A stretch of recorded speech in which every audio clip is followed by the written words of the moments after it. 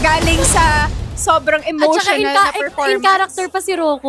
O ngayon, medyo mamasama-sapa yung mata eh. Oo. Natapakan niyo yung pao. Ay, okay. Ayun pala yun.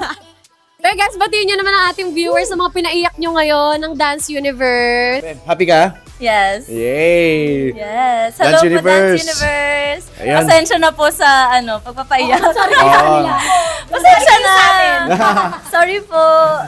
Grabe yung background music, pinapaiyak pa kami lalo. Pero grabe, dalandala. Tapos sakto, favorite song pa ni Yes. Sofia. At damang-dama din namin kayo dito. Tsaka, alam mo, like, si Sofia, like, alam ko na magaling talaga siya sa hip-hop, ganyan. Pero nagulat ako sa kung gaano kalinis yung lines niya with contemporary. Grabe, ang May secret galing. moves si Sofia. Ngayon yan nilabas. Grabe. At, Rocco, talagang lumabas ang pagiging aktor mo dito sa performance na to. So, Oo nga eh. for you guys, ano yung special dito sa performance ninyo for tonight?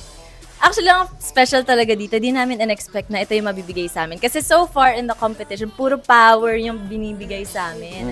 So, akala namin parang, okay, kami yung partner ngayon, hataw kami talaga, hataw kami. Tapos biglang contemporary, which is a good thing din kasi it's something new sa ating dalawa for this competition. Tapos, hindi siya yung hataw talaga eh. Yep. It's power but in a different Yeah, form, it's diba? power in Movement. yung movement. Ganda. There's Yung power sa flow softness. and softness. Oo. Yeah.